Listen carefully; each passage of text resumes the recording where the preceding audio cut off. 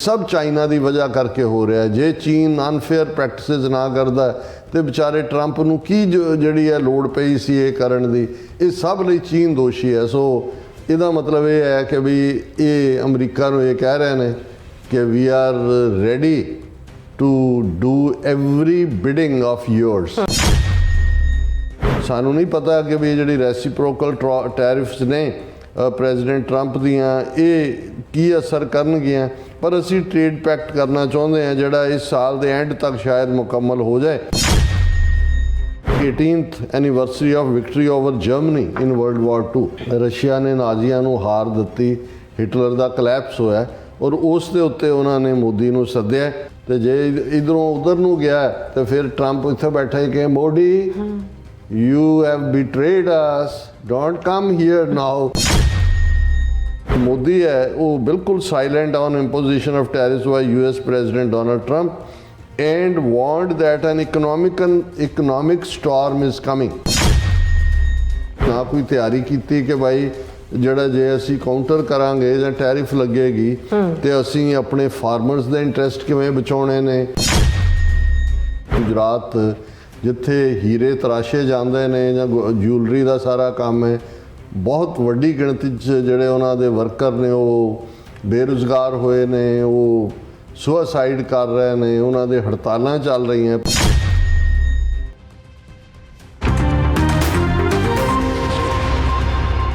Viewers welcome back to program. So viewers गलबात करन जा रहे हैं भारत के हवाले नाल कि भारत की स्थिति बड़ी तरसयोग है। व्यूअर्स इउं जापदा है कि टैरिफ मुद्दे ते भारत ने ट्रंप दे पैर फड़ के रहम की अपील करदियां कहा होवे कि हजूर साडे माई बाप रहम करो बचा लो। सो इस बारे आपां गलबात करन जा रहे हैं। सो असीं चाहांगे कि दोस्तों ने इसी तरह बने रहना, देखण सुन लिया लिखण लई तुहाडा सब दा बहुत बहुत धन्नवाद जी। राज साहब की कहना चाहोगे? देखो ये गल सिर्फ साडा कहना ही नहीं है, भारत भर दे जिन्हां च ओपोजिशन लीडर, ओपोजिशन धिरां, उन्हां दे जिहड़े थोड़े बहुत इंडिपेंडेंट माइंडसैट रखण वाले यूट्यूबर ने, जिवें साडे एक व्यूअर ने रवीश कुमार का जिक्र किया है, हालांकि सारे पक्के इंडियन नैशनलिस्ट ने, लेकिन तत्थ नूं कहण दा जां उस दे उत्ते वैल रिसर्च करके as a journalist Ravish Kumar की एक अपनी क्रेडिबिलिटी है। तो अज भी उन्होंने जोड़े इस दे उत्ते टेक सी हाय राम हे राम, और उन्होंने वो भारत वासियों ही लानता पा रहे थे कि भी तुहाडे नाल इन्ना कुछ हुंदा है और तुसी मोदी और हिंदू मुसलमान और फसाद और दूसरे च लगे हुए हो। वो इन्होंने ये भी कहता भी ये एस जयशंकर दे मुंडे अमरीका च बैठे ने, या जिन्ने तुहानू हिंदू मुसलमान कह के तुहाडे मुंडियां नू मसीतां दे बाहर और दूसरे भंगड़े पवा जां दंगे कराने ते लाए ने, इन्हां दे अपने तो सारे दे बच्चे बाहर बैठे हुए ने, वो हिंदू मुसलमान लई नहीं लाए हुए। तुसीं क्यों उस सारे दे विच वड़दे हो इन्हां दी उस गंदी खेड दे विच। लेकिन इस वेले जिहड़ी सब तो वड्डी त्रासदी उन्हां दे इकोनॉमिस्ट भी जिहड़े ये समझदे ने भी कित्थे तां इन्हां दा दावा सी कि जी असीं विश्व गुरु हैं और साडी इकोनॉमी असीं यूके नूं पिछे छड्डता है, हुण असीं जिहड़ी है वो बहुत जल्दी असीं तीसरी वड्डी इकोनॉमी बन जाएंगे, पहलां असीं जापान नूं पिछे छड्डांगे फिर उन्होंने छड्डांगे।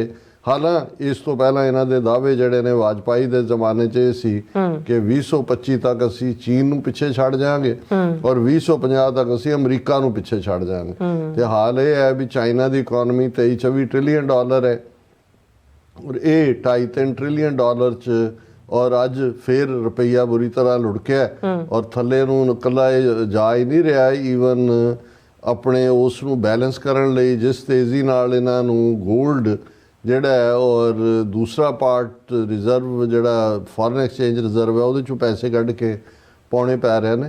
और देखो गल ये नहीं हुंदी, चाइना कोई उहदे लई भी ये तां नहीं है भी क्राइसिस नहीं है। जे अमरीका दे उत्ते अमरीका नाल टैरिफ वॉर शुरू हुंदी है, उस नूं होर नवीं मंडी बनाउंदिआं जां दूजा वक्त लगेगा, पर ਜਿਹੜੇ ਮੁਲਕਾਂ ਦੇ ਵਿੱਚ ਗੈਰਤ ਅਣਖ ਦੂਜਾ ਹੁੰਦਾ ਹੈ ਉਹ ਸਟੈਂਡ ਲੈਂਦੇ ਨੇ, ਦੱਸਦੇ ਨੇ ਵੀ ਉਹ ਕਿੱਥੇ ਖੜੇ ਨੇ। ਕੈਨੇਡਾ, ਹੁਣ ਕੈਨੇਡਾ ਨੈਕਸਟ ਡੋਰ ਅਮਰੀਕਾ ਤੋਂ, ਜਿਨ੍ਹਾਂ ਕੋਲ ਕੋਈ ਆਪਣੀ ਬਹੁਤੀ ਵੱਡੀ ਆਰਮੀ ਨਹੀਂ, ਕੋਈ 에ਅਰ ਫੋਰਸ ਨਹੀਂ, ਕੋਈ ਦੂਜਾ ਨਹੀਂ, ਅਮਰੀਕਾ ਦੇ ਨਾਲ ਹਰ ਦੁੱਖ ਸੁੱਖ 'ਚ ਪਿਛਲੇ ਸੈਕੰਡ ਵਰਲਡ ਵਾਰ ਤੋਂ ਬਾਅਦ ਤੋਂ ਲੈ ਕੇ ਜੁੜੇ ਰਹੇ ਨੇ, ਜਿੰਨਾ ਵੱਡਾ ਝਟਕਾ ਉਹਨਾਂ ਨੂੰ ਦਿੱਤਾ ਹੈ। ਲੇਕਿਨ ਉਹਨਾਂ ਨੇ ਜਿਹੜਾ ਨਾਲ ਦੀ ਨਾਲ ਜਸਟਿਨ ਟਰੂਡੋ ਨੇ ਤਾਂ ਜੋ ਲਾਈਨ ਲਈ ਸੀ, ਮਿਸਟਰ ਕਾਰਨੀ, ਹਾਲਾਂ ਬੈਂਕਰ ਕੋਈ ਪੋਲੀਟੀਸ਼ੀਅਨ ਨਹੀਂ ਹੈ, ਬੈਂਕ ਵਾਲੇ ਉਹੀ ਬਾਬੂਆਂ ਵਰਗੇ ਹੁੰਦੇ ਨੇ, ਉਹਨੇ ਬਰਾਬਰ ਅੱਖਾਂ 'ਚ ਅੱਖਾਂ ਪਾ ਕੇ ਜਿਹੜੀ ਗੱਲ ਉਹਨਾਂ ਨੇ ਕਿਹਾ ਜੀ ਹੁਣ ਸਾਡੀ ਰਿਲੇਸ਼ਨਸ਼ਿਪ ਹੋ ਨਹੀਂ ਰਹੇਗੀ ਕਦੇ ਵੀ, ਔਰ ਆਪਣੇ ਲੋਕਾਂ ਨੂੰ ਉਹਨਾਂ ਨੇ ਤਿਆਰ ਕੀਤਾ। 28 ਅਪ੍ਰੈਲ ਨੂੰ ਚੋਣਾਂ ਹੋਣੀਆਂ ਨੇ, ਔਰ ਇਸ ਸਟਾਂਸ ਨੇ ਲਿਬਰਲਸ ਨੂੰ ਕੰਜ਼ਰਵੇਟਿਵ ਤੋਂ 10 ਪੁਆਇੰਟ ਉੱਤੇ ਲੈ ਆਂਦਾ ਹੈ। ਔਰ ਹਾਲਾਂ ਨੈਕ ਟੂ ਨੈਕ ਫਾਈਟ ਹੈ, ਕੌਣ ਕਿੱਧਰ ਨੂੰ ਜਾਏਗਾ ਵੱਖਰੀ ਕਹਾਣੀ ਹੈ। ਯੂਰਪੀਅਨ ਯੂਨੀਅਨ ਜਿਹੜੀ ਸਾਰੀ ਨੈਟੋ ਲੜਦੇ ਹੀ ਇਹਨਾਂ ਦੇ ਲਈ ਰਹੇ ਨੇ, ਉਹਨਾਂ ਨੇ ਕੋਈ ਗਿਵਨ ਨਹੀਂ ਕੀਤਾ ਹੋਇਆ। ਫਰਾਂਸ, ਜਰਮਨੀ ਉਹ ਆਪਣੇ ਤੌਰ ਤੇ ਦੇਖ ਰਹੇ ਨੇ। ਜੇ ਦੁਨੀਆ 'ਚ ਇੱਕੋ ਇੱਕ ਇਸ ਲੈਵਲ ਦਾ 1 ਬਿਲੀਅਨ 400 ਮਿਲੀਅਨ ਲੋਕਾਂ ਦਾ ਮੁਲਕ, ਔਰ ਜਿਹਦਾ 43 ਬਿਲੀਅਨ ਡਾਲਰ ਦਾ ਟ੍ਰੇਡ ਸਰਪਲਸ ਅਮਰੀਕਾ ਨਾਲ ਰਿਹਾ, ਔਰ ਜਿਹੜਾ ਆਪਣੇ ਆਪ ਨੂੰ ਫਿਊਚਰ ਕਿ ਜੀ ਜਦੋਂ ਚਾਈਨਾ 'ਚੋਂ ਇਨਵੈਸਟਮੈਂਟ ਨਿਕਲੇਗੀ ਭਾਰਤ 'ਚ ਆਏਗੀ, ਔਰ ਅਮਰੀਕਾ ਨੂੰ ਖੁਸ਼ ਕਰਨ ਦੇ ਲਈ ਜਿਹਨੇ ਜਿਹੜਾ ਉਹ ਕੁਆਡ ਦਾ ਹਿੱਸਾ ਵੀ ਬਣੇ, ਔਰ ਦੂਜੇ ਬਿਲਕੁਲ ਡੈਡ ਸਾਇਲੈਂਸ। ਪਰ ਇਹ ਨਹੀਂ ਹੁੰਦਾ ਵੀ ਜਦੋਂ ਕੋਈ ਡੈਡ ਸਾਇਲੈਂਸ ਹੁੰਦਾ ਅੰਦਰ ਖਾਤੇ ਕੀ ਚੱਲ ਰਿਹਾ। ਔਰ ਉਸ ਦੇ ਉੱਤੇ ਇੱਕ ਸੰਦੀਪ ਸਿੰਘ ਖਾਲਸਾ ਉਹਨਾਂ ਨੇ ਹਿੰਦੀ बीजेपी ਜਿਹੜਾ BBC ਦੇ ਉੱਤੇ ਕਮੈਂਟ ਕੀਤਾ, डोनाल्ड ट्रंप ने मोदी और भारतीय जनता पार्टी की विदेश नीति की दुनिया के सामने उड़ाई धज्जियां भी तुहाडी पॉलिसी कोई ना हुण, क्योंकि जो डोनाल्ड ट्रंप ने कहा ना कि भी आ मुल्क जिहड़े ने उन्हें नकल उतारी कि जी ਉਹਦੇ ਭਾਰਤ ਦਾ ਨਾਮ ਵੀ ਲਿਆ ਉਹਨਾਂ ਨੇ। ਸੋ ਜਦੋਂ ਅਸੀਂ ਇਹ ਕਹਿੰਦੇ ਆ ਵੀ ਇਹਨਾਂ ਨੇ ਭਾਰਤ ਲੰਮਾ ਪੈ ਗਿਆ, ਉਹਦੇ 'ਚ ਟਰੰਪ ਦੀ ਵਰਜਨ ਹੀ ਹੈ।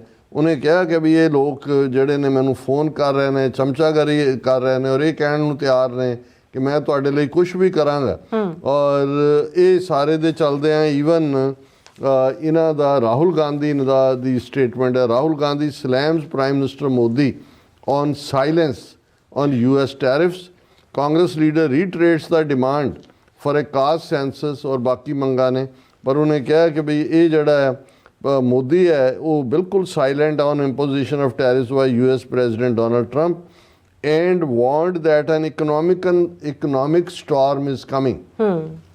कि आर्थिकता के पक्ष तो एक उस किस्म का तूफान जड़ा इधर नूं तुरिया आ रहा है। और उन्होंने कहा कि भाई ये सारे बिल्कुल इन्होंने ना कोई तैयारी की कि भाई ਜਿਹੜਾ ਜੇ ਅਸੀਂ ਕਾਊਂਟਰ ਕਰਾਂਗੇ ਜਾਂ ਟੈਰਿਫ ਲੱਗੇਗੀ ਤੇ ਅਸੀਂ ਆਪਣੇ ਫਾਰਮਰਸ ਦੇ ਇੰਟਰਸਟ ਕਿਵੇਂ ਬਚਾਉਣੇ ਨੇ, ਅਸੀਂ ਜਿਹੜੇ ਵਰਕਰ ਔਰ ਈਵਨ ਜਿਹੜੀ ਦੀ ਆਪਣੀ ਸਟੇਟ ਹੈ ਮੋਦੀ ਦੀ ਗੁਜਰਾਤ, ਜਿੱਥੇ ਹੀਰੇ ਤਰਾਸ਼ੇ ਜਾਂਦੇ ਨੇ ਜਾਂ ਜੂਲਰੀ ਦਾ ਸਾਰਾ ਕੰਮ ਹੈ, ਬਹੁਤ ਵੱਡੀ ਗਿਣਤੀ 'ਚ ਜਿਹੜੇ ਉਹਨਾਂ ਦੇ ਵਰਕਰ ਨੇ ਉਹ ਬੇਰੁਜ਼ਗਾਰ ਹੋਏ ਨੇ, ਉਹ ਸੁਸਾਈਡ ਕਰ ਰਹੇ ਨੇ, ਉਹਨਾਂ ਦੇ ਹੜਤਾਲਾਂ ਚੱਲ ਰਹੀਆਂ। ਪਰ ਇਹਨੇ ਬਿਲਕੁਲ ਮੂੰਹ ਦੇ ਵਿੱਚ ਘੂਣੀਆਂ ਪਾਈਆਂ ਹੋਈਆਂ।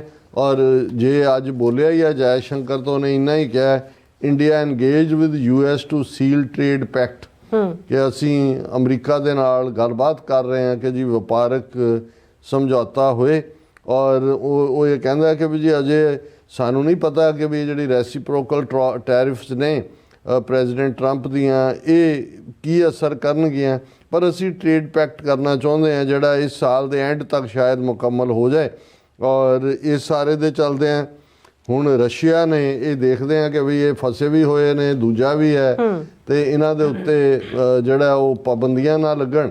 Russia invites prime minister Modi for victory day parade on May 9 ਕਿ 9 ਮਈ ਨੂੰ ਉਹਨਾਂ ਨੇ ਜਿਹੜੀ ਆ ਉਹਨਾਂ ਦੀ ਕੋਈ ਵਿਕਟਰੀ ਡੇ, ਪਤਾ ਨਹੀਂ ਕਾਹਦੀ ਵਿਕਟਰੀ ਹੈ ਉਹ, 18th anniversary of victory over Germany in World War II। It is worth celebrating ਹੈ। ਵਾਕਿਆ ਹੀ ਰਸ਼ੀਆ ਨੇ ਨਾਜ਼ੀਆਂ ਨੂੰ ਹਾਰ ਦਿੱਤੀ, ਹਿਟਲਰ ਦਾ ਕਲੈਪਸ ਹੋਇਆ, ਔਰ ਉਸ ਦੇ ਉੱਤੇ ਉਹਨਾਂ ਨੇ ਮੋਦੀ ਨੂੰ ਸੱਦਿਆ।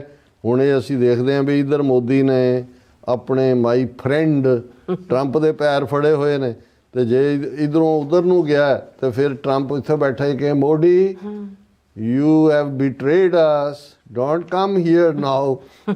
ਔਰ ਇਸ ਸਾਰੇ ਦੇ ਚੱਲਦੇ ਹਾਂ ਇਹ ਇੰਨਾ ਇੰਡੀਆ ਨੂੰ ਉਹਨਾਂ ਨੇ ਇੱਕ ਲੋਲੀਪੌਪ ਫੜਾਇਆ ਕਿ ਤਹਿਵਰ ਰਾਣਾ ਜਿਹੜਾ ਬੰਬਈ ਬੰਬ ਧਮਾਕਿਆਂ ਦੇ ਵਿੱਚ ਬਹੁਤ ਛੋਟਾ ਕਲਾਕਾਰ, ਹਾਲਾਂ ਜਿਹੜਾ ਅਸਲੀ ਮਿਸਟਰ ਹੈਡਸਨ ਉਹ ਤਾਂ ਅਮਰੀਕਾ ਨੇ ਨਹੀਂ ਦਿੱਤਾ, ਜਿਹੜਾ ਮਿਕਸ ਬਰੀਡ ਹੈ ਉਹ CIA ਦਾ ਏਜੰਟ ਵੀ ISI ਦਾ ਏਜੰਟ ਵੀ ਜਿਵੇਂ ਸਾਹਮਣੇ ਆਇਆ ਦੇ, ਔਰ ਇਹ ਗੱਲ ਈਵਨ ਉਹਨਾਂ ਦਾ ਐਕਸ ਹੋਮ ਸੈਕਟਰੀ JK ਪਿਲਾਈ ਹੈ, ਉਹਨੇ ਕਿਹਾ ਕਿ ਵੀ ਇਹ ਜਿਹੜਾ ਤਹਵਰ ਰਾਣਾ ਹੈ small player, US had stalled Headley's extradition, ਕਿ ਹੈਡਲੀ ਨਹੀਂ ਦਿੱਤਾ ਹੈ।